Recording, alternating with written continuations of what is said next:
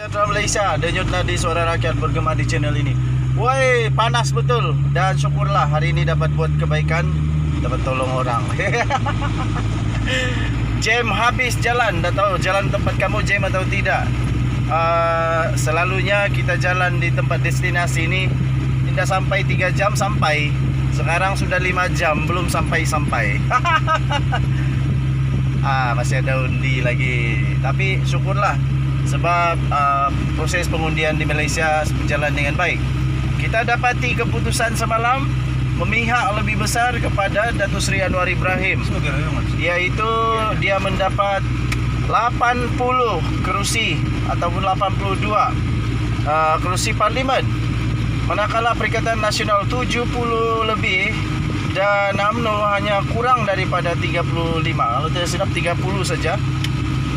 Okey, jadi secara logik akalnya, menurut nombor itu, kita tahu bahawa sepatutnya Anwar Ibrahim sudah separuh langkah kakinya di depan pintu Istana Negara menghadap Seri Paduka Baginda yang di-Pertuan Agong untuk menjadi Perdana Menteri Malaysia.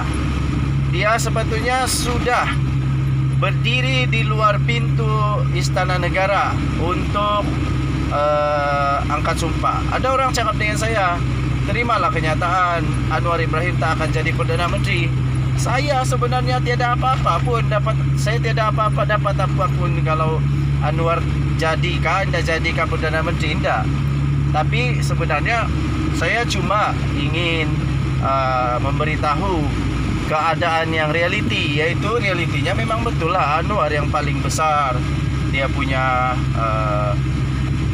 penguasaan kerusi parlimen. Tapi malangnya itulah, realiti juga tidak sampai 100 kerusi parlimen. Sekiranya Anwar dapat 100 kerusi parlimen, memang mungkin dapat disahkanlah 100% Anwar Ibrahim yang akan jadi Perdana Menteri Malaysia. Malangnya dia hanya dapat 82 saja. Mungkin itu kalau saya tidak silap. Tapi yang penting lebih 80 lah, 80 dan atau ke atas. Okey. Jadi saya doakan, kami doakan, kita doakan, semua rakyat Malaysia berdoa sama-sama. Tak kiralah apa agama, kita berdoalah siapapun Perdana Menteri, mestilah Perdana Menteri yang baik, yang toleransi, yang ada sikap mau menyayangi seluruh rakyat Malaysia. Lepas itu apa lagi? Mesti bertanggungjawab, lepas itu berintegriti.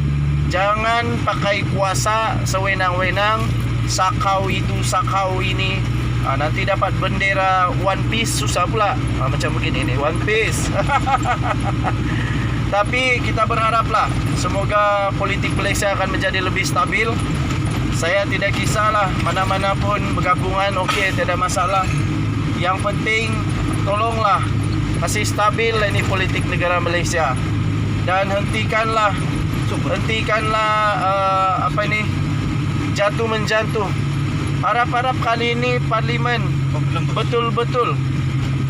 betul-betul akan cukup tempo dia 5 tahun. Jangan lagi baru 2 tahun setengah sudah mau bubar. Saya terus terang, rakyat bosan. Dah tahulah yang lain. Tapi saya sendiri, saya terus terang, saya bosan melihat dalam masa hanya 3 tahun 3 Perdana Menteri Malaysia. Wadih. 4 tahun, dalam masa 4 tahun 3 Perdana Menteri Malaysia. Macam mana, susahlah mau maju kalau begitu. Orang mau masuk pun susah.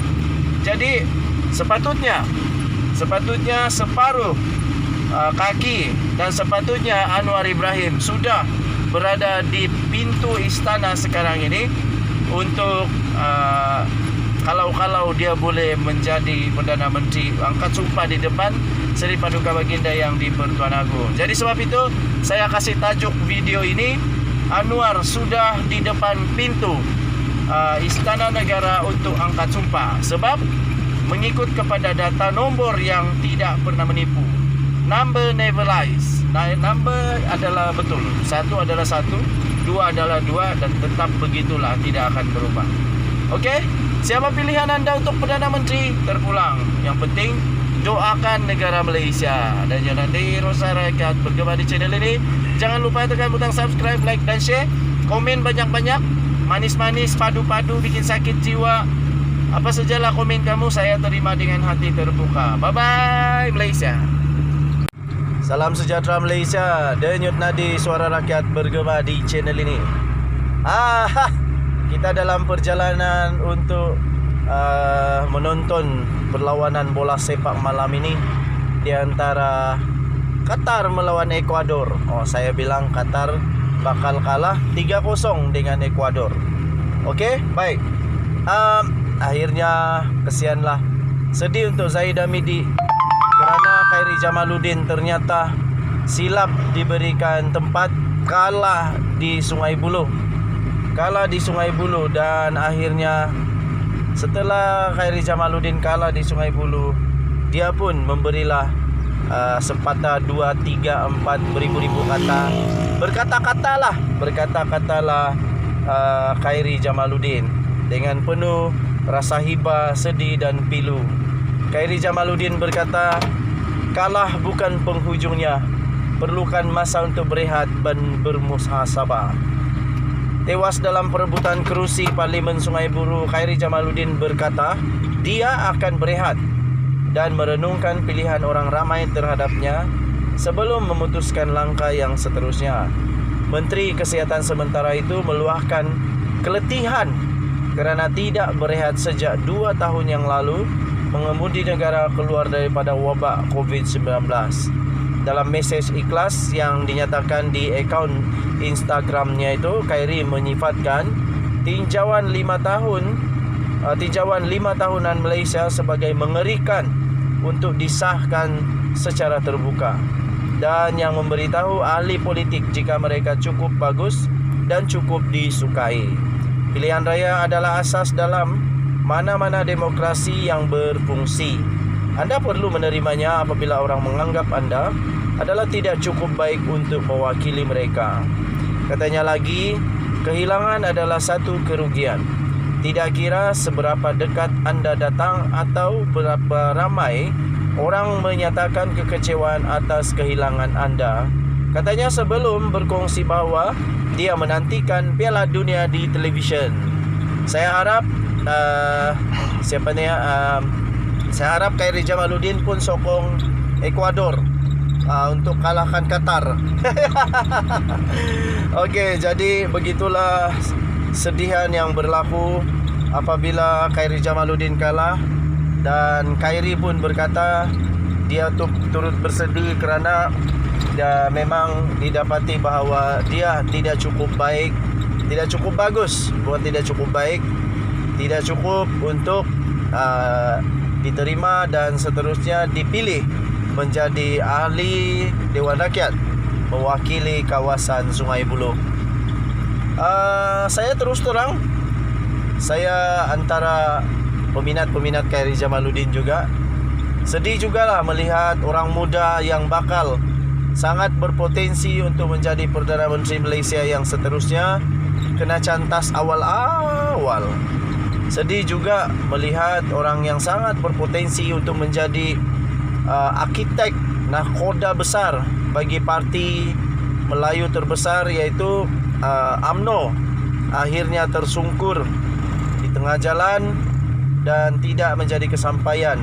Untuk melihat orang muda menjadi ketua nahkoda baru bagi UMNO yang baru.